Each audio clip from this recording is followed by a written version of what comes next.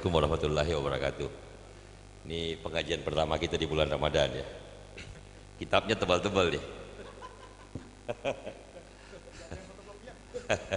Asli.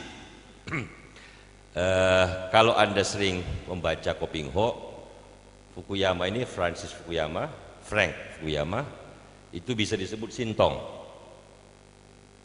Sintong itu Bukek Siansu itu Sintong. Sintong itu sebuah kategori kepada anak sakti yang dari sananya memang sudah punya bakat yang luar biasa.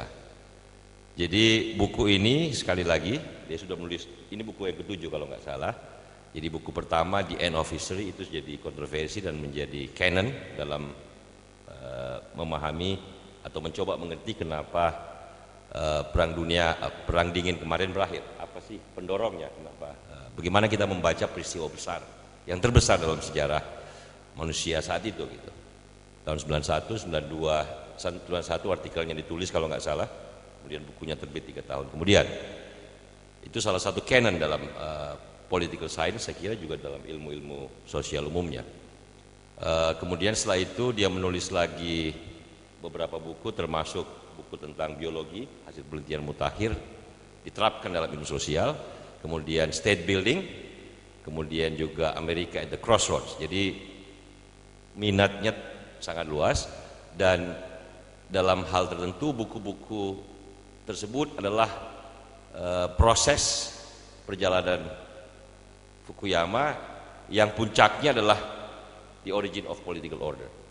Ya, jadi satu puncak The End of History, yang lain dia menjelajah kemana-mana, dan kemudian dari pengetahuan yang dia peroleh dari menulis beberapa buku tersebut, dia tulis buku yang canonical seperti ini, dan ini saya kira akan dikenang sebagai salah satu buku terbaik dalam tradisi ilmu politik, ilmu sosial sampai 20-30 tahun ke depan, sebagaimana buku Huntington Political Order in Changing Society juga dikenang.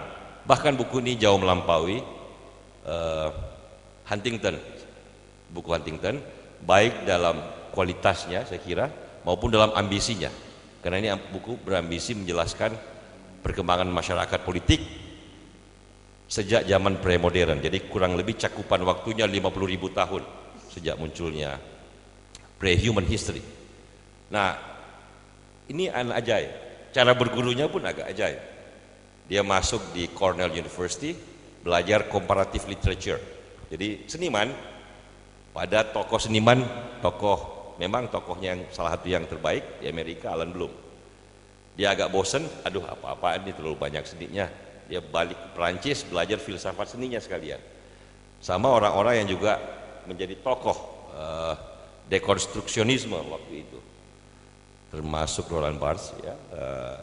Tapi dia 2 tahun bosen lagi, wah ini nggak ada apa-apanya nih, cetek. Dia balik ke Harvard, dia belajar politik dan filsafat politik. Nggak tanggung-tanggung belajarnya pada Huntington sendiri, dan kemudian pada filsafat dia belajar pada Harvey Mansfield, satu-satunya di dunia yang ahli Machiavelli, yang bukunya kita pernah diskusikan di sini kalau nggak salah, Manliness. Begitu mau selesai dia nulis disertasi, bukan comparative literature, bukan filsafat politik, bukan political order, dia tulis tentang Uni Soviet, politik luar negeri. Tetapi setelah setahun selesai, dia nulis artikel yang kemudian menjadi terkenal di dunia, The End of History, balik ke filsafat politik dengan merangkum semua pengalaman yang pernah pelajari. Nah, kalau Anda baca buku ini, sebelum saya jelaskan isinya, juga terlihat bahwa orang ini punya bakat yang besar dalam membuat sapuan-sapuan besar dalam memandang sejarah, dalam memandang manusia, memandang politik. Dia membangkitkan lagi tradisi lama yang sudah cukup lama agak pudar dalam ilmu sosial, tradisi big picture man, ya, Marx, Weber, Mark Bloch dalam sejarah itu melihat sejarah dalam satu kerangka besar. Tentu saja detailnya mereka pelajari, tetapi berusaha mengerti secara besar. Nah, tradisi itu agak pudar dalam 20-30 tahun belakangan, terutama setelah berakhirnya Cold War. Jadi terlalu banyak penulisan mikro dalam politik, termasuk dalam sejarah, micro history. Nah, buku ini dan orangnya kalau kita baca memang mengembalikan kembali tradisi memandang sejarah. Ya bayangkan aja dia mau mengerti bagaimana sih perjalanan evolusi manusia terutama dalam pemerintahan, dalam mengatur satu sama lain, dalam kekuasaan dalam 50.000 tahun terakhir. Jawabannya juga pasti tidak bersifat mikro. Nah, orang ini punya minat luar biasa dan salah satu bakat dia secara metode adalah dia mampu mengambil intisari dari contemporary research, penelitian-penelitian mutakhir dari berbagai bidang, antropologi, biologi, sejarah sendiri, filsafat. Kehebatan dia bukan kalau pada the origin of history, itu pada originalitas, walaupun dia mengambil Hegel, mengadaptasi dari Kojève, dari Hobbes, dari John Locke, dari macam-macam, tetapi dia melakukan sintesis. Nah, buku ini adalah sebuah sintesis besar dari berbagai pemikiran yang berkembang dalam berbagai bidang disiplin yang mutakhir. Nah, ini saya terus terang secara pribadi sudah lama nggak banyak membaca buku ilmu politik karena agak terlalu spesifik, jadi kurang tertarik. Tetapi buku ini membuat saya rindu kembali, mengobati rindu saya terhadap buku-buku yang bagus dalam ilmu sosial dan ilmu politik. Nah, mudah-mudahan Anda tertarik menikmatinya juga. Sebelum buku itu kalau kita baca, it depends on our intention to read the book. Jadi apapun ada di sini, mau sejarah Cina, sejarah India, sejarah Eropa, sejarah Islam, it depends on you, mau belajar soal apa. Tentu saja dari sini kemudian Anda harus belajar lebih jauh, Anda tidak bisa pintar hanya dengan satu buku. Jadi bagian dari kawan dari perjalanan panjang intelektual Anda. Nah, isinya apa? Kalau kita kaitkan dengan buku yang pertama, The End of History. In a way, buku ini kelanjutan, tetapi bukan the end of history dalam pengertian evolusi cara berpikir, cara pandang dan perjuangan orang terhadap sebuah gagasan, demokrasi, non-demokrasi, sosialisme, komunisme. Tetapi evolusi dalam kerangka itu bukan itu yang dia mau tulis. Buku ini adalah sebuah, kalau tadi The End of History, this book is all about history. Bahwa yang paling penting untuk kita lihat kenapa Amerika demokratis, kenapa yang lain hancur, kenapa yang lain stabil, stagnan, kita harus melihatnya dalam kerangka kesejarahan. Nah, kalau tadi dibilang bahwa dia mulai dengan Huntington, itu startnya. Political order, kenapa terjadi dalam sebuah tahap dalam sejarah. Buku ini berbicara sejarah sampai tahun 1800-an. Jadi pada saat era industrialisasi mau mulai. Jadi buku keduanya akan berbicara soal sejarah setelah industrialisasi. Jadi dia bicara soal political order. Nah, political order ini yang diambil istilah dari Huntington, sebenarnya jangan terlalu rumit mengertinya. Pemerintahan, pengaturan kekuasaan. Bagaimana orang-orang berkumpul bisa mengatur masyarakat mereka sendiri. Nah, ada 3 komponen yang dia mau katakan. Ini sangat sederhana dan sudah kita sering tahu, tapi dia sintesiskan dengan sangat baik. Untuk mencapai masyarakat politik yang stabil, matang, tidak berperang terus, tidak saling membunuh, tetapi melakukan perubahan dengan reguler, bisa membuka masyarakatnya yang adaptif terhadap perubahan, ada 3 komponen yang paling penting dan harus dimengerti secara sekuensial. Yang satu, munculnya negara, yaitu otoritas kekuasaan yang terpusat. Ingat James Madison, tadi Federalist Paper disebut oleh Sahal, pernah berkata bahwa before you can control the government, you have to have the government first. Ini juga yang dikutip oleh Huntington dalam pengantar bukunya untuk menjelaskan political order. Bahwa Anda mau demokrasi, kan demokrasi kontrol terhadap kekuasaan. Tetapi sebelum Anda bisa mengontrol kekuasaan, harus ada kekuasaan itu sendiri. Sebelum Anda bisa mengontrol pemerintah, harus ada pemerintah dulu. Apa yang Anda mau kontrol? Jadi kontrol terhadap pemerintah adalah elemen ketiga dalam political order dalam buku ini, yaitu accountability of the government. Tetapi sebelum ada accountability, harus ada hukum di mana pemerintah berkata bahwa saya berada di bawah hukum, yang tertinggi adalah hukum. Itu elemen yang kedua, the rule of law.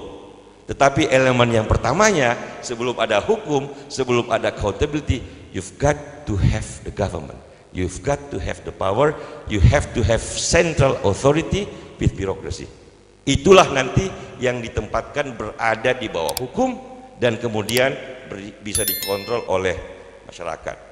Mengertinya harus sequential, nggak bisa kontrol dulu, hukum dulu, negara dulu, centralizing power dulu, birokrasinya dulu, kekuasaannya dulu, barulah pemegang kekuasaan berkata, siap, saya, kekuasaan saya tunduk di bawah hukum. Oke, tapi bisa saja di kalangan elit aja nih. Setelah itu diperluas. Inilah nanti cerita volume ketiga saya kira pada Fukuyama, bagaimana industrialisasi, modernisasi, membuat akuntabilitas itu pertama di kalangan kaum elit, yang kemudian turun pelan-pelan orang terdidik, bahkan terhadap kaum wanita dan orang yang berumur 18 tahun. Nah ini sebenarnya cerita yang umum, bukan yang baru dalam ilmu politik. Kelebihan Fukuyama adalah dia membawa kita bertamasya. Dia kayak naik ke puncak gunung,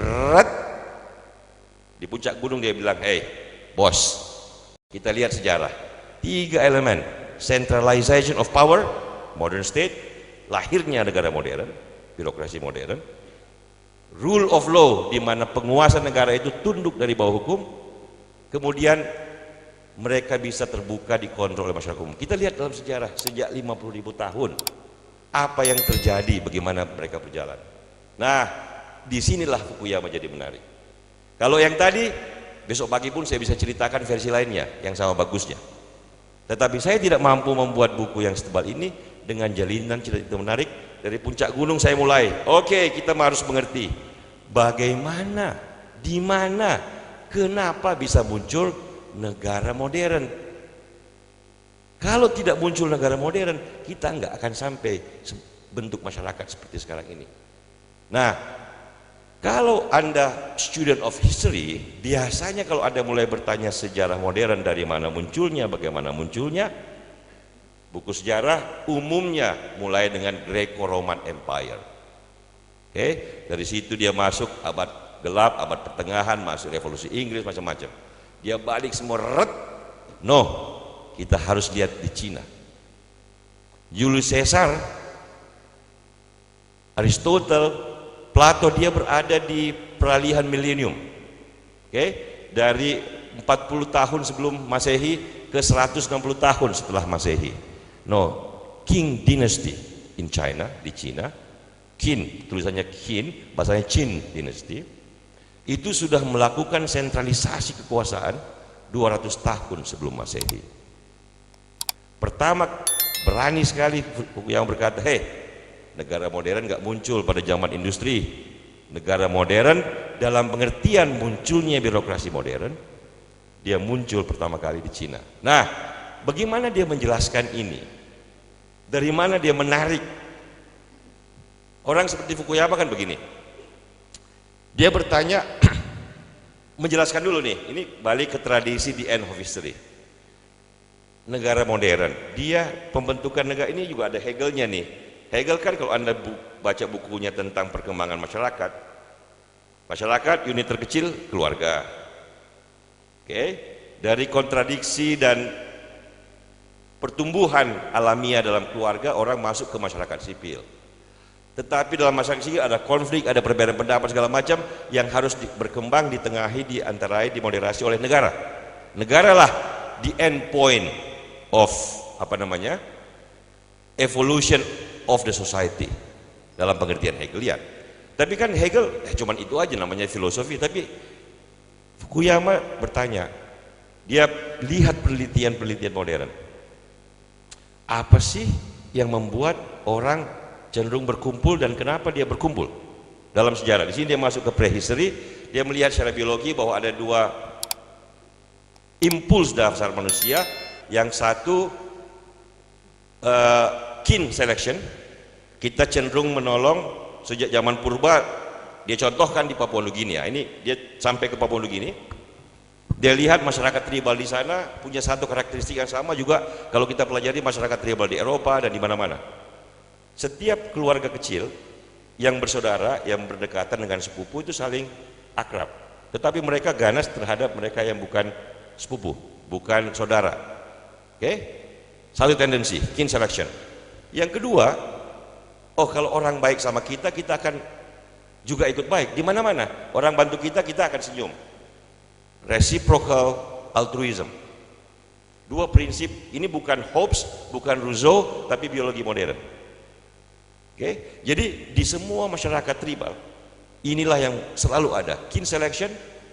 Kalau dalam bahasa Indonesia kekeluargaan, gotong royong, dan kebersamaan.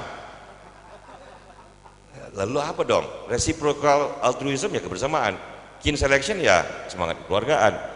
Nah, Fukuyama bilang, oke, di semua masyarakat premodern, unit organisasinya dibangun berdasarkan kin selection dan reciprocal altruism. Inilah yang menjadi dasar sistem patrimonialisme dan sebagainya yang kurang lebih hampir sama. Untuk tumbuh menjadi modern, munculnya negara modern, oke, ini harus dilawan, ini harus dihilangkan, digantikan menjadi hubungan yang impersonal. Birokrasinya impersonal, bukan dipimpin oleh keluarga, rajanya pun, penguasa politiknya pun bukan karena kekeluargaan, tetapi karena sesuatu yang impersonal. Inilah kalau dia bisa mengatasi masalah-masalah itu, dia muncul menjadi masyarakat modern, negara modern. Nah, ini yang dia lihat terjadi di Cina 200 tahun sebelum Masehi. Ini proses seperti ini dilihat pula di Eropa. Dia lihat di Timur Tengah, di mana proses-proses seperti ini bisa muncul. Dia lihat misalnya di Islam, di Cina. Di Cina untuk mengatasi birokrasi yang patrimonial, emperor mengharuskan petinggi-petinggi birokrasi bukan orang yang kawin dan orang yang dipotong kelaminnya, apa namanya? Orang kasib, supaya birokrasi menjadi impersonal. Di Turki juga begitu. Oke? Di Mamluk lain lagi caranya, bukan orang kasib, tetapi budak dari Balkan, ya, atau slave yang didapat dari peperangan yang menjadi pimpinan birokrasi. Dipotong masalah keluarga, dia tumbuh menjadi birokrasi yang impersonal. Jadi ada di Cina, ada di Turki, ada di Eropa. Oke? Tetapi bacalah buku ini untuk melihat bagaimana kombinasi sejarah, kebetulan sejarah yang membuat ternyata di kin terjadi repatrimonialisasi. Di negara Islam juga begitu. Hanya di Eropa yang kebetulan modern state-nya secara kebetulan di Inggris terutama bisa bercampur dengan satu racikan sosiologis yang oleh Mark Bloch dulu disebut dengan feudalisme Eropa. Oke, kalau Anda dengar Mark Bloch kan, waduh rumit banget bukunya. Ini disampaikan dengan sangat gampang. Para tuan tanah di Inggris kebetulan menjadi baron yang oleh raja di Inggris tidak bisa ditaklukkan. Mereka berkumpul menciptakan sebuah kelembagaan yang kemudian pada akhirnya disebut parlemen. Mereka lah yang memaksakan Raja Inggris untuk tunduk pada hukum Magna Carta.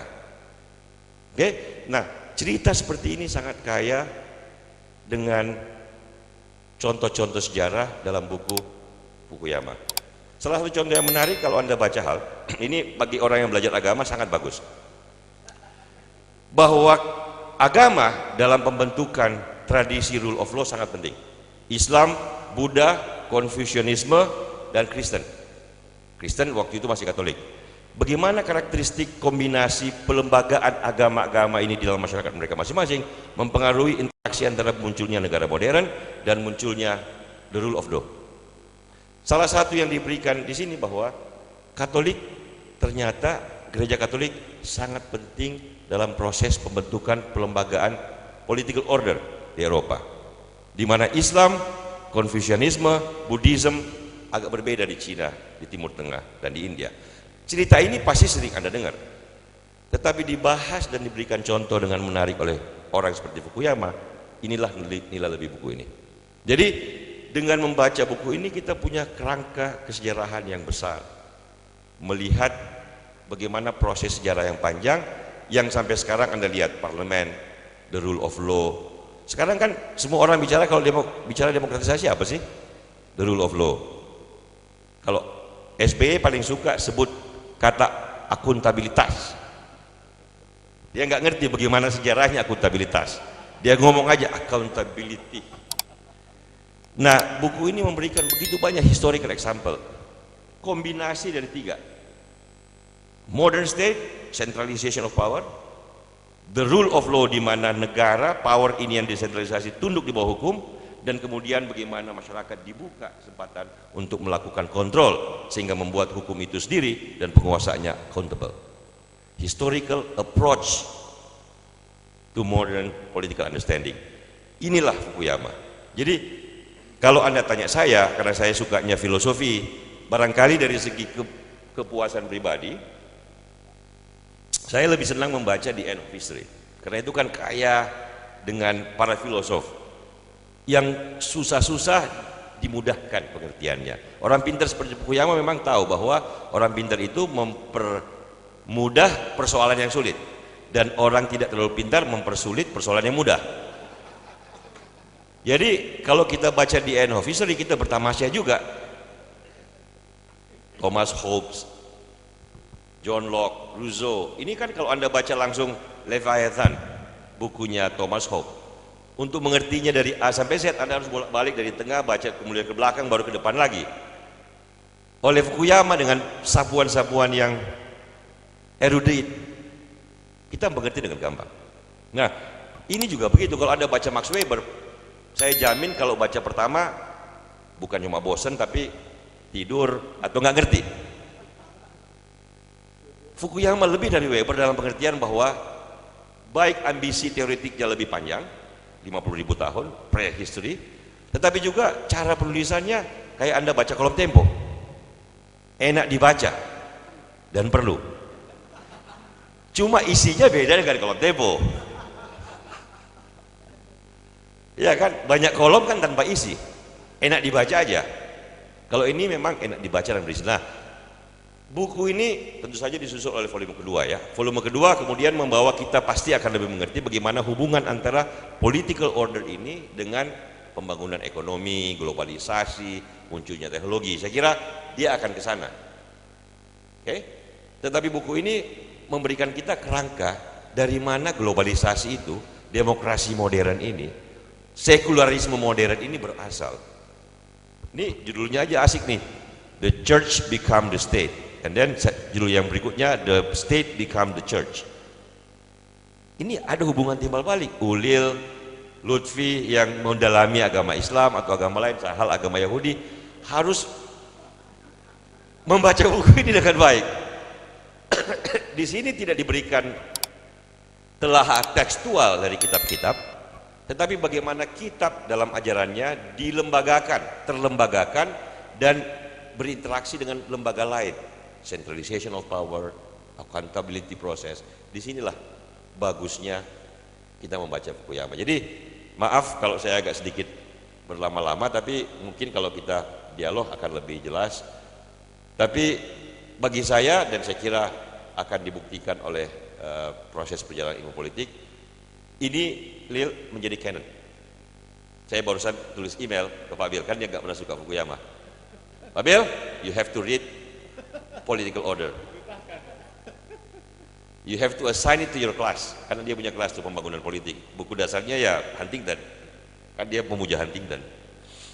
Tapi this book, saya bilang, is gonna be one of the greatest canons of political science in the modern age. I know you don't agree with me, but you have to read the book. Saya baru nunggu balasannya.